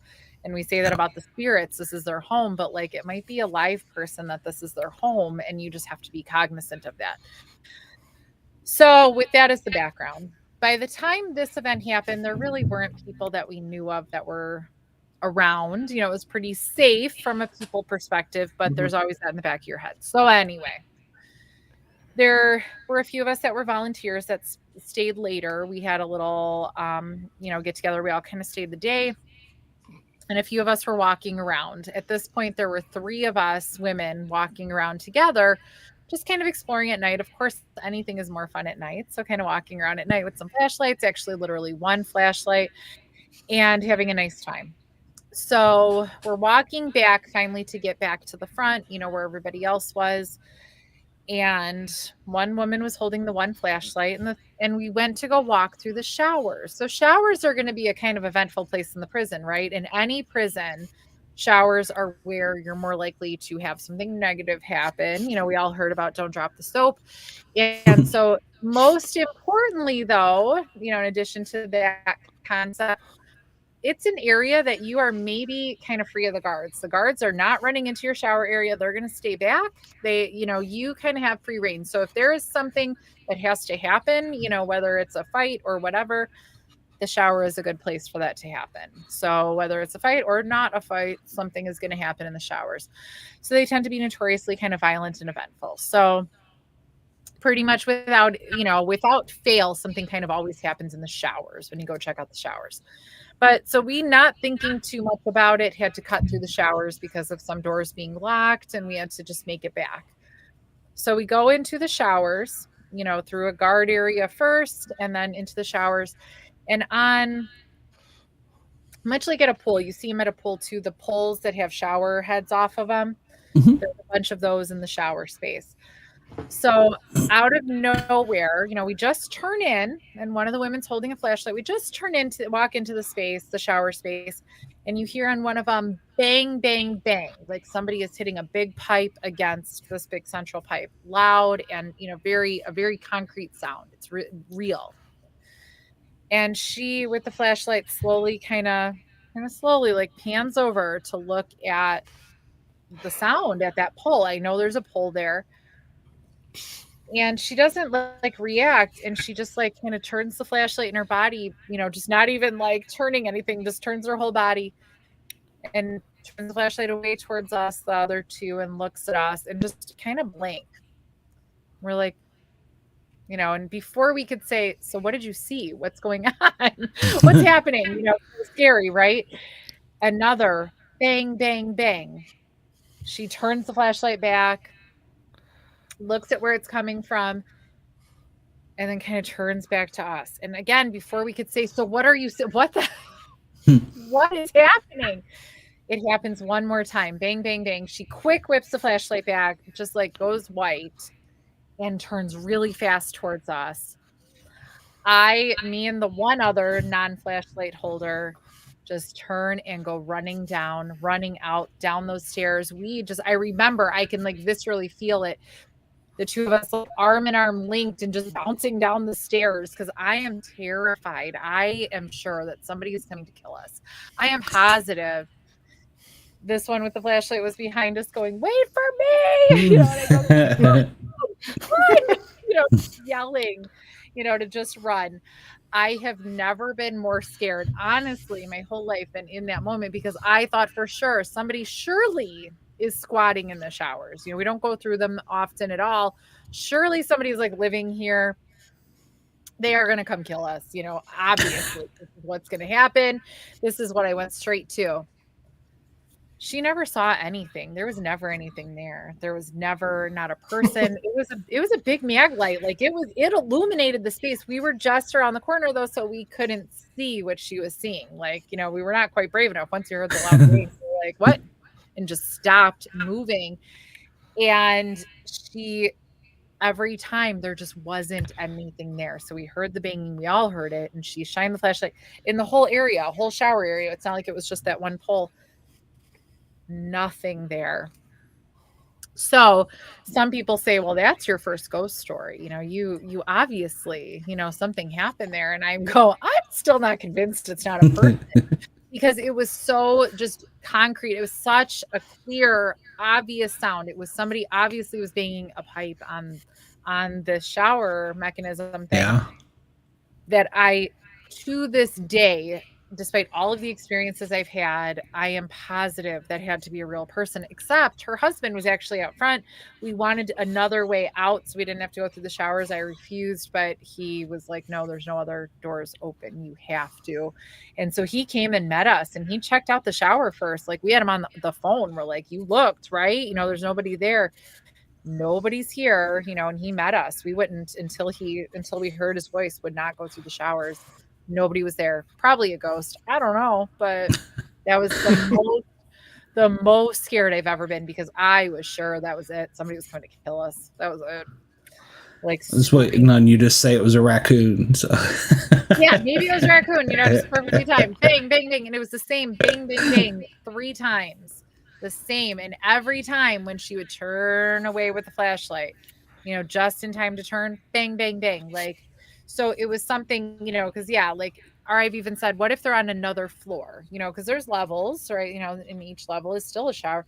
So were they on another floor? Well, if they were on another floor, they wouldn't have seen her. If it was a raccoon, they wouldn't have been as good, Yeah. So that was probably my first really good ghost story there, but also the most terrifying. And I still say, I don't know, because it was like way too concrete and intelligent, way too like just obvious. I like a good distant bang or a good distant, or I have a good breath story, but like I like a good like you're not sure story. That was too much, and it was too close. Too close, yeah. We were at base camp one night, and it sounds like there's a herd of elephants coming through the woods at us, and we're like, oh, cool. And it keeps getting closer and closer and closer, and we're looking up, we're looking in the trees, we're looking up, and all of a sudden something starts bumping the chairs. We're like, oh crap. And it was armadillos. We were looking up for, and it sounded, I swear to God, it sounded like a herd of elephants coming through the woods. It was like 3 of them. So, but it was fall, nice, crisp, cool, night, and we're looking up because we hear this, and we're like, oh, it's something big coming. Yeah, it was armadillos. And then when it bumped our chairs, it scared us. We were like, what was that? It's ghost. Well, of course. No, it's an armadillo. Important Bigfoot question. Do you think Bigfoot is like an actual mammal, like a primate, just living here and hanging out in the woods, or extraterrestrial, or like, another dimension? Both. Yes. I believe that it is flesh and blood of some type. Okay. When it's here, it's flesh and blood. Yeah, well, when it's here, but I also just read an article talking about how that some people have gotten, well, let me back up a little bit. There's a theory that they are from interdimensional or extraterrestrial somehow, but when they're here on Earth, they have mated and had children, babies, whatever, and that those are somehow different. And they segregate, they believe now that this group that I was reading about believes now, and they're I think they're out of Michigan. They believe that they discriminate against the ones that are born on planet, and that there is a difference. And when I read the article, and it kind of explained it, because you kind of have to wonder how a creature, because we've tracked them and they disappear. I'm not just disappear, but the footprints, everything will disappear, So you kind of go to wonder how that happens. So are they using tech? Is it an inherent ability? Ron Moorhead believes a little bit of quantum mechanics may be involved with the fact that, it could just be a vibrational disturbance and we can't see them. So it could be a multitude of things. But after I was reading that article and that author's opinion, that they feel like there's some that are discriminated against because they're born on the planet and that they're locked to the planet, they can't leave. Well, when you say born, are they mixed with anything like one of our like primates, or are they just have to be born here and now they're stuck? Yeah, it's like they're illegal aliens, and on our planet, basically. They're undocumented And they earthly don't want 'em visitors. back. They're like, Yeah, "No, and they don't stay want them there." back. Yeah, and they're Here's my Bigfoot cheat code. Just watch Skinwalker Ranch, and I think the rules that apply there apply to them for Interesting. the most part. A lot of the same abilities yeah. that I've heard people tell me and heard on interviews, and then Skinwalker does it. Like, that's the same thing. He said about Bigfoot, taking things out of a phone, manipulating electronics, just messing with stuff to where it's never going to get a picture. Yeah, either they have tech or something. Yeah. To make you now, sick. do you think that's why we never really captured too much evidence? Because maybe all along we weren't thinking along these lines because we didn't have internet, digital photography, like all these digital things. So we were acting like they were just primates. Yeah, I think that thinking they're primates is not like a monkey you can't find. I don't think that's accurate. No, Yeah, I think they mess with electronics. Like, you could find a monkey. Yeah, and if you've ever been zapped, which I got zapped one night in the field, and it was the strangest thing. So, yeah, if you ever experience that, you'll know that there's got to be something more to them. So, and it wasn't like a violent thing, but I definitely knew there was something happened. So, yeah. They make you sick. They zap you. They mess with your mind. They give you time slips. I've heard of time slips, just like people in Waverly Hills had. So, but then then that would maybe suggest almost like Alien, maybe, or it's a similar technology, quote unquote technology. Yeah, it's if they are not extraterrestrial, I believe somehow they are with extraterrestrial or intradimensional, however you want to look at it. I believe that they've worked hand in hand. Whether they're here to be their laborers, whether they were prisoners. I mean, I've heard people say that Earth is their prison. They've been sent here to their prison because they were bad on their planet. So, I mean, feces everywhere. Yeah, so I don't know. I feel like I am not a Bigfoot person. That's our one of my co-hosts and friends. That's her bag, but. How long has that, like, this kind of theory been going on? Because it was really pretty new to me to hear that maybe they're not just like a primate. Because I think I always was just like, oh yeah, no, we'd find a primate. Stop it, all of you. This doesn't exist, right? But now that I'm hearing all of these other views on it, I'm going, oh, valid that we're not finding the UFO community and the Bigfoot community used to hate each other, and in some aspects they still do, but one of the guys on my team goes out and gives lectures, and he told us he was going to do it at a lecture in Georgia, and he broke the ice on that Bigfoot has an extraterrestrial component or an interdimensional, like however you want to look at it.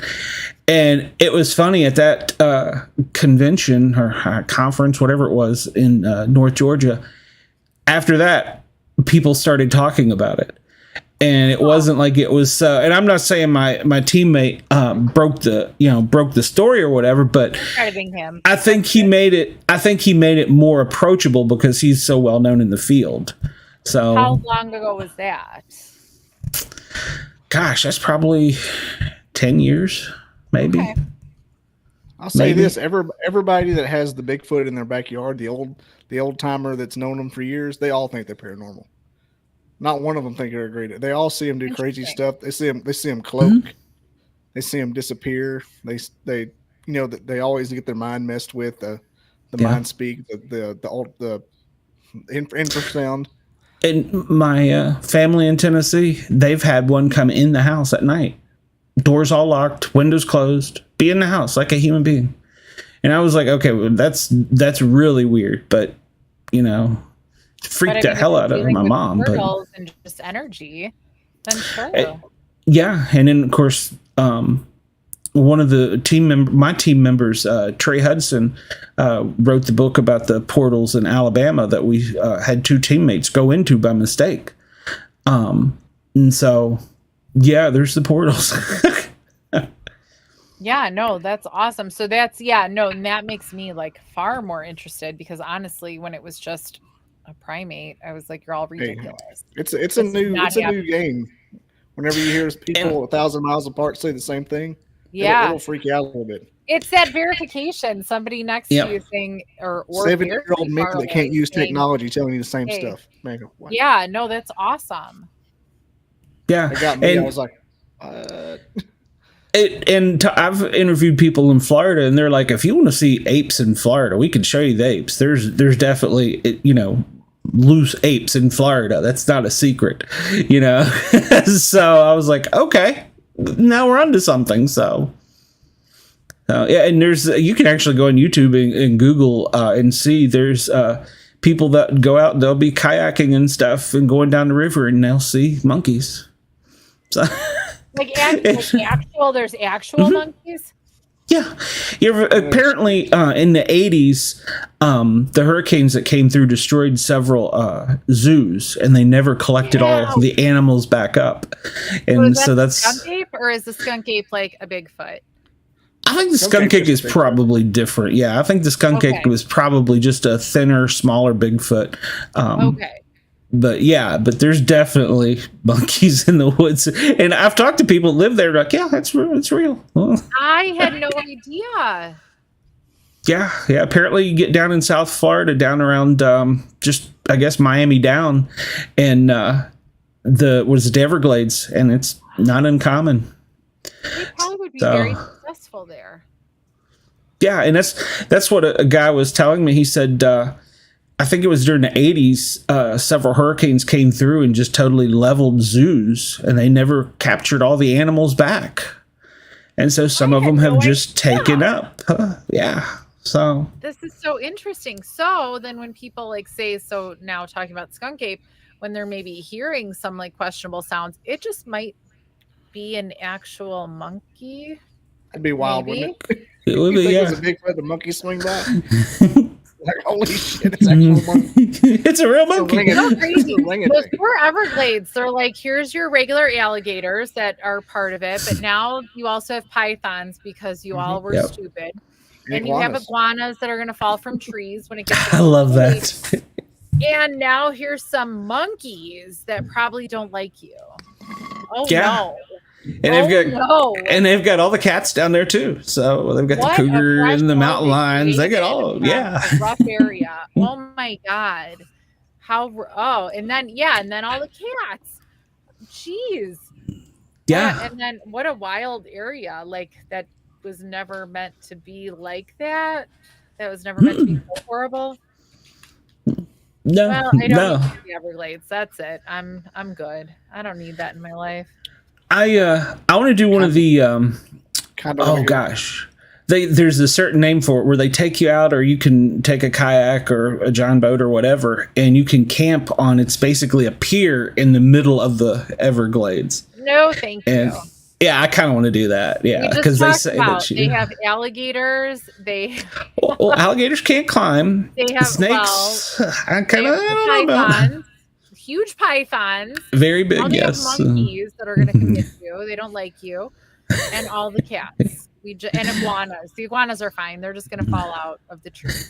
The iguanas. We went to the Keys last fall, and the iguanas were everywhere. It was the craziest thing I've ever seen. They were like chicken.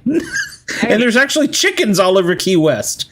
They run wild in the Keys. So it's so funny because, like, for us, they're like they're pets that you have to go to some effort to take care of. And no, not there. They're just gonna fall out of the trees at you. That's wild. Yep. They have to put warnings out that once it drops below, I think 40 for more than 6 hours or something. And my friends have said that they've pulled them out of their pools. Because they'll go there to warm up. I guess they don't have to breathe as often as we do, so they will go and hold their breath and get in a warm pool, and they'll pull them out like little ice sticks. I assumed they were just floated in. No. They when they go to get cold, they know that water is warmer, so they'll try and go there, and then they'll system will hibernate. And they're like, yeah, we'll get the pool and some guano. Let me pick it up. So in the Chicagoland area, we have no iguanas trying to live in my pond, but I have a pond, just a koi pond in my backyard. If anything, you just pull dead things out of it. I can't imagine like a iguana here. Get to safety, iguana. Yep. They say they just pour a little warm water on it and let it sit for a while and it'll be all right. Ew. I mean, I guess if that's what you do. I'm just assuming it's dead. So if it's not dead, I guess it's not gross. It's just a whole different world living in those warm climates. Yeah, and if that's not that far from us, I mean, when you think about it. So, well, I mean, you're from Chicago, but even then, you're only, 1,500 miles? So it's not, in the bigger picture, that far from it. So. Really? Yeah, no. I mean, 12 hours is Atlanta. I think Atlanta's 12 hours. Yeah. The Keys from us is about 9, so yeah. Yeah, I just saw Cryptid 559 chime in there. How's it going, Cryptid? Yes, hello, Cryptid. So, Bobby, I've been talking a lot. You got any questions for this young lady? I'm sure you're the ghost guy, so. No, she answered all mine. I proactively handled it. I felt them and I answered them. Yep. We're gonna revisit Mr. Bauer's obituary soon. I really need to. I mean, really, message me one day and I'll be like, who is this guy? And then I'll be like, oh, I got to do that. I come You'll across be like it's that creepy guy from that show. I come across like somebody you've known for 20 years on a message, so it's like I think I know him. Like, I'll make you feel like I'll gaslight you into thinking we're friends. We can be friends. I meet famous people like, hey man, what's up, buddy? Like I introduce myself as myself, like they would know me. Hey Tom, we're how's already it going? friends. That's it. We're friends already. Yeah. I always say I run a small but successful podcast. It's a little lie, but it's successful. It's small, but I tell them I'm putting together a series, so it sounds like I'm doing something. It's just it works. I always have a guest. I'm booked out till October. I mean, I'm doing something right. Yeah, well, and I find in our world, the paranormal world, that most people are pretty receptive to talk to you. So I've only been snubbed by a couple people. So yeah, no, there was one person that was supposed to be on our show that he went on like a social media blackout just in time for our show. So I don't know if it had anything to do with us. I would like to think maybe it did. And then he came back to social media, but didn't answer any of our messages again. So I was like, okay. He won't be on our show. The blocking or just the ghosting, or not, no pun intended. Yeah, no, so not blocked, but like kind of like not there. Ghosting. So like I sent a message like, oh, that's a shame. Like we literally were sitting there waiting for him to hop on, right? And I was like, oh, that's a shame. Well, when he's back, because it was his management talking for him. And I was like, well, when he's back, ready to, we're here, nothing ever again, no response. So it's not even something that should be too big for his britches. But, so that was weird. But other than that, no, everybody's amazing. And when, even if just outside the paranormal, in the podcasting world, because I've had other podcasters on, and it's a pretty tight group, and very few people get that way. So, but yeah, I'm a small but yet successful. And now I have the Bobby Dizzle with me, so I gotta be successful. So, but yeah, I gotta be. So one of the two of us is gonna make it. I've gotta make it. I can't work the rest of my life. Retirement isn't what y'all think it is either. I mean, I fell asleep. I was napping today with a 2-year-old bouncing on me. So, my grandchild. So, it's not. Well, you'll wake up and he'll like bounce on your head and go back to sleep. So I was doing like the bobbly head thing. So it's not what you think it is. But I couldn't be happier with the fact that I don't have to work, but I would enjoy going back to doing something, especially missing the adrenaline. So I got to say that. So I could see that. Yeah. That's the part. And I miss the camaraderie. And I think I also get that from the paranormal community, the camaraderie of family. So I miss that, because when you're on duty or when you're with your team or whatever, it's a second family, because you share something that an outside normal family doesn't.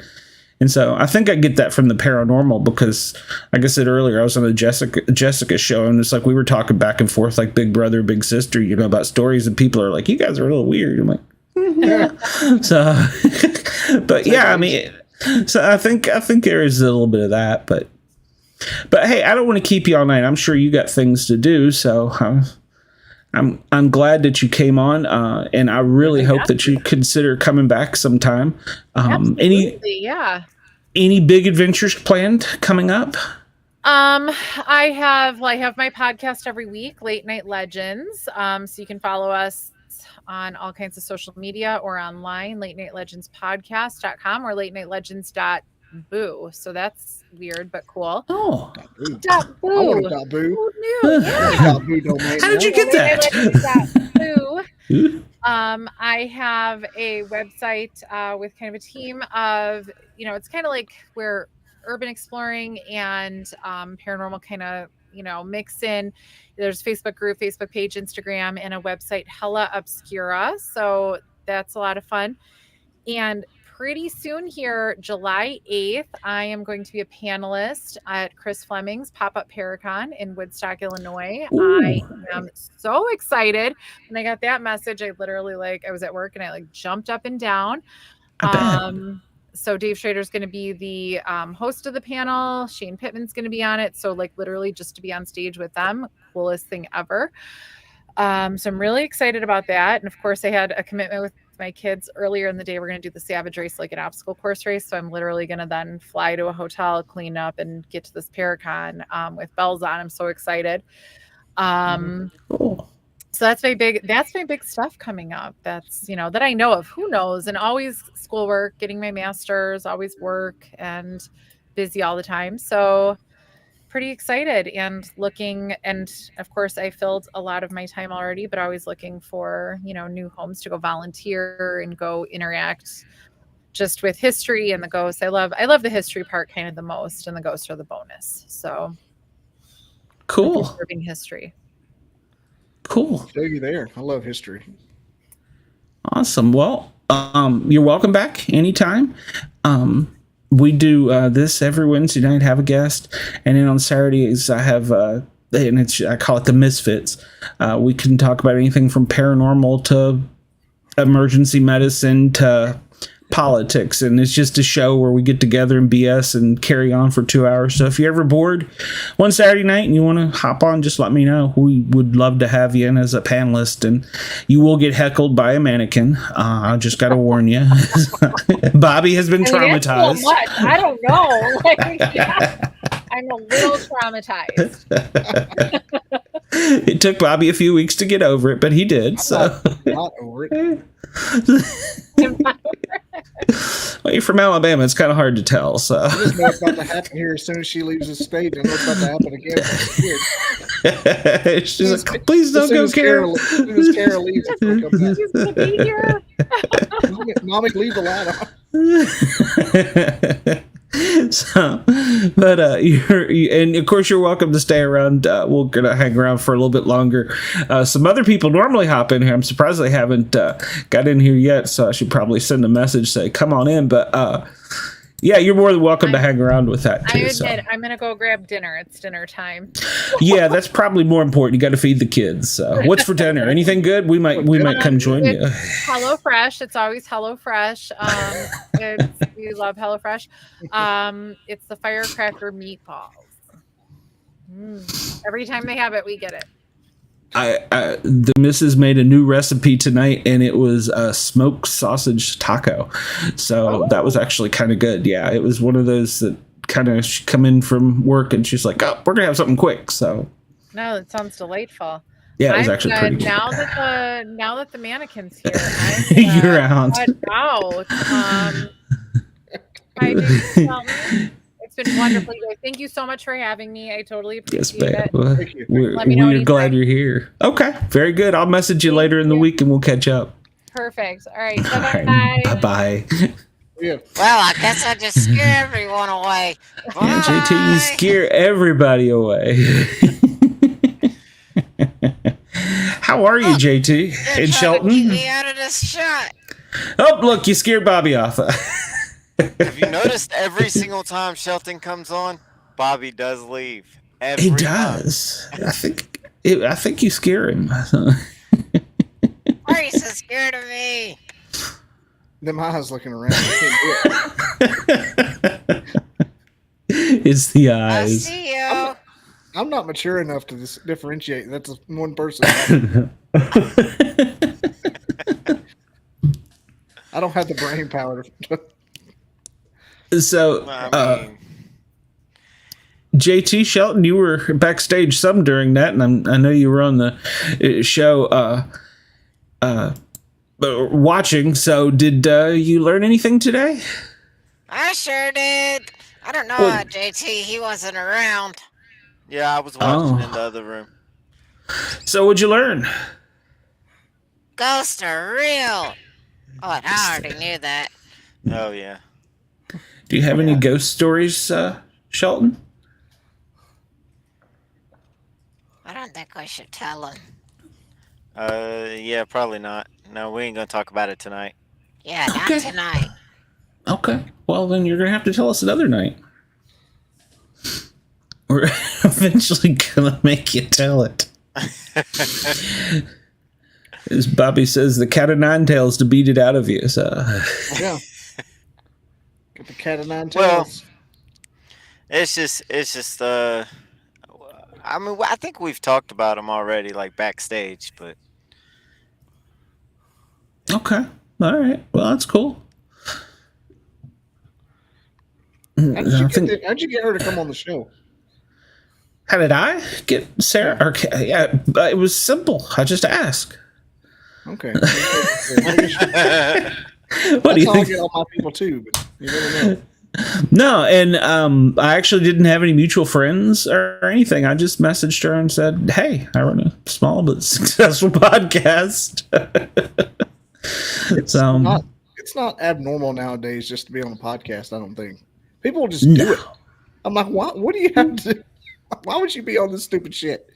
Look, I just do it. I had an author contact me the other day, and he's like, "Hey, can I be on your show?" And I'm like, "How do you know me?" So I'm like, "Sure, we'll have you." I think that's going to be weird when I finally get like some of the notoriety, like, and people reach out, like an agent. I'm like, what? Really? Why? Why would you do that? Yeah. Well, when we had the guy from he wrote the book about that we didn't go to the moon. Yeah, he wouldn't talk to us directly. It was his agent, and which was kind of weird because everybody else had been directly contacting us, and so. But yeah, normally you just ask, and I got turned down once. I got turned down for something earlier today I saw, but it was kind of a stretch. So, but I don't it's care all if I good. get turned down. No. If I get turned down, it means I've done. I mean, I didn't leave anything on the table. Well, even in the email, she said it might not be a good fit for her, and she's a celebrity, but she knew somebody she was going to send it to. So I was like, that's kind of cool. So whether or not she does or not, but all takers. Yeah. Well, and I believe everybody's got a story of some kind. So whether they want to talk about it or not, kind of like Shelton and JT. So, but yeah, I think we all have some kind of tale or story to tell. So. Old Anthony Ensign player, unidentified S4, is having an adult film star on that had a paranormal experience. Beat me to it. And all his thumbnails are just pictures of her. I'm like, that's the way to do it. He's getting all kinds of exposure. I bet. Of course, he's got a documentary coming out. He's done well for himself. I'm kind of following his model. He's got 10,000 followers on YouTube and is already making money off of it. So I'm like, yeah, it's there. Somebody can do it. Yeah, I don't think it'll be easy, but I'm doing it. I mean, I'm going. I've got to. I can't do. I've had people that tell me that once you get to 5,000, that after that it just starts rolling. So when I get to 50, I'll be happy. Now in my other channel, the food one, I got to 1,000 quick on it. I'm talking like 3 months. Really? Yeah, but this one just, I guess, I think I'm doing an algorithm. I'm changing the name of my podcast tomorrow, by the way. And I think once I niche down and start going like pinpointing the subject matter, I think it's gonna get grow. Because right now it's just I look like some kid in his mom's basement. Bobby Dizzle. Who the fuck is that? Yeah. But when I change it to the picture of a Bigfoot with a cup of coffee, that's what's gonna bring them girls to the yard, baby. I got a Bigfoot in mine. What are you talking about? My Bigfoot brings all the girls to the yard, and they're like, "It's better than you." Alrighty then. Shelton's looking at you like you're crazy. He is crazy. Sheldon did just have a look on his face like, Am I watching this human? do we need to call someone? Yeah. That's tomorrow. All right, hold on. I'll put it up here. Let me figure out how to do it. Let me hit the right button. I said share. What happened? Where'd it go? There we go. That is going to be. See, I have got the scoop on it, huh? That's going to be you. The caffeinated cryptid with Bobby Dizzle. You're kind of flexing in that a little bit there. So yeah. Now, is he facing forward or is that facing backwards? So we're looking at Bigfoot's butt, or are we looking at his? It looks like that. That's the mind's eye. You don't know which way he's looking. It's like that little ballerina that's spinning around. Which way? Well, I still don't like it. What's wrong with it? If there was a real Bigfoot, he would crush me. We talked about it. He doesn't. He's scared that he'll get stepped on by Bigfoot. I can see that. It's like my 3-year-old. Bigfoot, step on me. I'm only 30 inches. Me too, baby. We're still talking. Never mind. Never mind. Me too. Oh, so anything interesting, new, and exciting in your world besides for the change, Bobby? No, I have got kind of a little strategy. Every day I'll put up a YouTube short just to try to get my algorithm out there, and I think I need to. Kevin Stallings. I know him. He sits by me. And I don't know how long. Eventually, I'm going to get a YouTube short that's a banger. Here, I'm just putting up stuff that's mildly interesting. But for some reason, I'm getting like thousands of views. I've got a couple thousand views in a couple of days, and just no like one sub. It's like, what the hell are they doing with their life?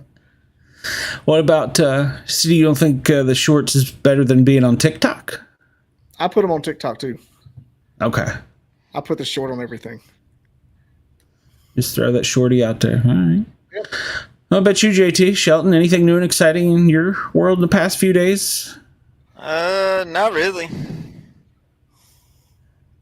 He didn't put me in the box. You didn't have you in the box. Well, that's always good. You had your daughter for a while, so did your daughter get to play with Shelton any?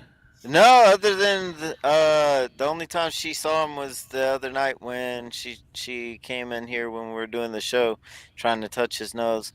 Yeah, that's why I don't like kids. They always want to touch me. They're little germ breeders, let me warn you. So That's better than always wanting to touch kids. that is true. Damn. Alternative. That is true. We didn't talk about tonight was that missing submarine. Oh, I guess it would have been pertinent. Yeah. Well, They're not last I found by the saw. morning. If they're not found by the morning, they're dead. If we don't wake up and they're found, they're dead. It kind of makes me sad. Yeah. Yeah, I mean, and what a way to go, too. I mean, Suffocate. that's weird. Like, Yeah. Well, and you wonder if the president will pull out some special forces secret we got and send down and rescue him or something and not tell the world, but in the middle of the night. Well, our president's already asleep, so he's been asleep for. Joe Biden's been shit his pants and went to bed. Yeah, exactly. So he doesn't even know anybody's. He doesn't even know anybody's missing. He's gonna sleep for 6 solid hours right now. Yeah, exactly. So he hit the prune bar and went to bed. He doesn't shit his pants. It's my 3-year-old. Yep. So yeah, if they're waiting on the American president to come get him, I think they're kind of screwed. Maybe Vlad can send something down there for him. Well, they're off the coast of Nova Scotia. Is that right? Yeah. So, or they suspect that's where they are. Maybe Trudeau can put on some of his blackface and swim down there. Yeah. Well, I've had it on and off during the day, and they were talking about, you know, at a certain point the mania may get to them, and you know, wonder if there's any type of internal camera they'll recover and show to the world later, you know. So I hope they do find him, and I hope they go on Rogan, because that'd be amazing. yeah. Well, and there was a guy actually on a news channel that said that he said, he goes, never give up hope. He goes, remember, we rescued back in like 1978 some miners in a coal mine that were supposed to have been dead 20 hours before we could get to them. And he said, and miraculously, they were alive. He said, so sometimes you don't know everything. So I was like, yeah, it's true. True. So I hope that they do. It would be a true hero story. And then, of course, we'll treat them all like heroes, even though they're millionaires. So You know, just kind of sat in a minivan for 2 days. it's going to smell really bad. God. You know, they had to pee. They probably held their poop in, but they had to pee, definitely. Yeah. Well, if we get so scared, they probably shit themselves. So that's a fascinating. That's a look into the medical field there. But yeah, unfortunately, get so scared that their body just loses control. So yeah, could be. But you hope not. But you know, Lord forbid that the family has to witness it. So Either that or they're already dead. yeah, I mean. Well, yeah, I mean, the hull could have crushed too, because there's always the thing where, you know, if it had one little minor crack in it, that the pressure could have caved it in, and that's why they lost communication. So They're trying to say the banging noises, something banging off the Titanic. Oh, is that what they're saying? I haven't heard that. Some people are saying that it's a theory. Oh, okay. Yeah, I actually haven't. I had the show with her earlier today. I haven't tuned in much today. I'm gonna probably flip on something here in a little bit and see, because I've been just hitting refresh on the news channels. I saw one of the news channels had a countdown timer showing how long they had of oxygen left. That's a little stupid. It's a little sick. So I figure I'll tune in there. They'll have the most update news. So it wasn't Fox. I don't want to say it might have been Newsmax, maybe. I don't know. I was flipping through them all. So, well, guys, JT, Shelton, you're so quiet tonight. I feel like you ain't got much on your mind. No, I really don't. I'm just wondering why he keeps disappearing. Yeah, Well, mine, I do. I keep disappearing back here. That's the way you like it. You like to be in the background. Yeah, let Shelton be up there.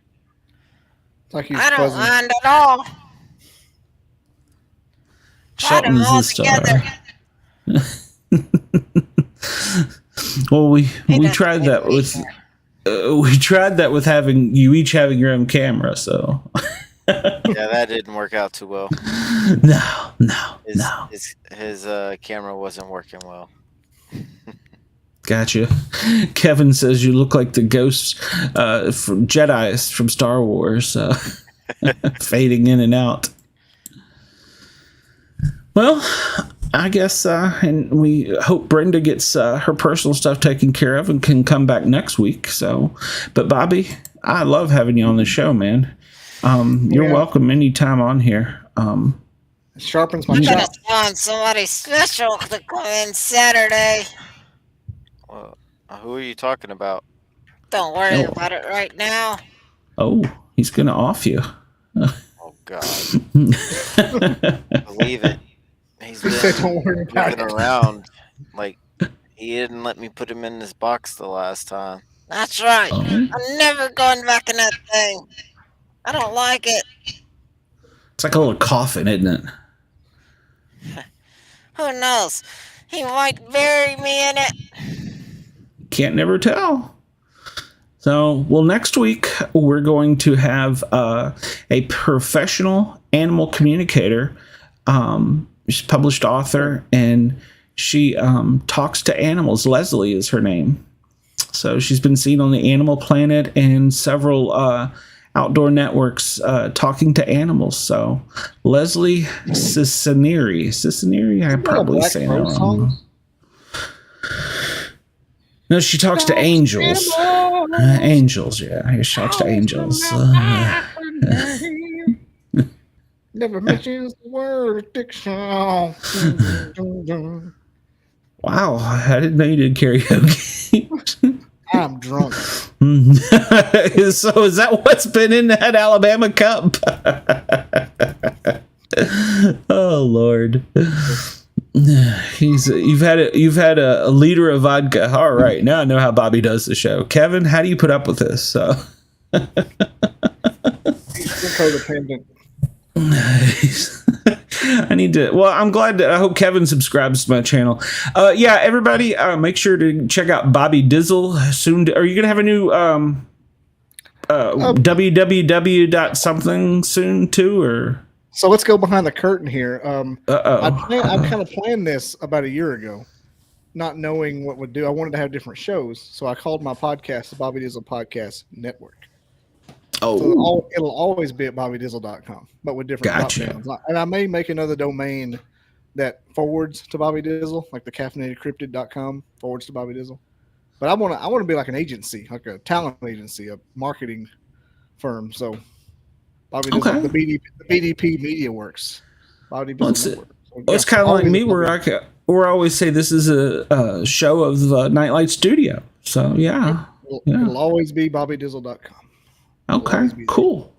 Well, check out bobbydizzle.com. Check out his YouTube channel. Go like, subscribe. Please hit the up button, like and subscribe here. If you want to come on the show, or you know someone who wants to come on the show, you can email us at paranormalguys@gmail.com.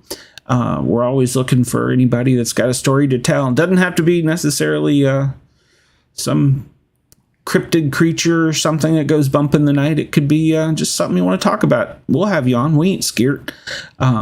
Next week, hopefully, we'll have Brenda back. Yeah, a little scared. But next week, hopefully, we'll have Brenda back. And then tune in. Make sure to tune in Saturday night for we have the Sport Cat Misfits. Bobby, hopefully you will be on the Sport Cat Misfits. Sheldon. So hopefully you will be on the Misfits. We're going to start a Twitter poll every week with a question and see how the audience responds to that. So I just got that. Oh Lord. Yeah, so make sure to check us out on the Misfits. Saturdays at 9 for 2 hours. If you want to be a misfit and come on the show, jump in the chat, and hey, if we get Bobby too drunk and he passes out, we'll open up a spot and let you in. So he's just staring Bobby, at you. Look into my eyes. I can't stop. This is the beginning of an 80s song. Look into The my snake from Jungle eyes. Book over here. Oh Lord. I see you, Bobby. Oh, too creepy. They're just moving. Look at him move. He's staring into your soul, Bobby. So Yeah, they're blue. They're deep blue. It's like the snake from the Garden of Eden. you know what? We're just gonna.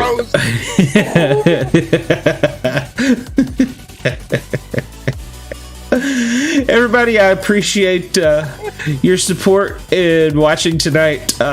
Make sure to like, subscribe, follow, check out the Paranormal Guys group on Facebook, and come see us next week, same time, same bat channel. And until then, have a wonderful evening, and we will see you guys soon. Good night. Good night, guys. I don't know. I thought I hit everybody, but I guess I didn't. But we're going to fade away.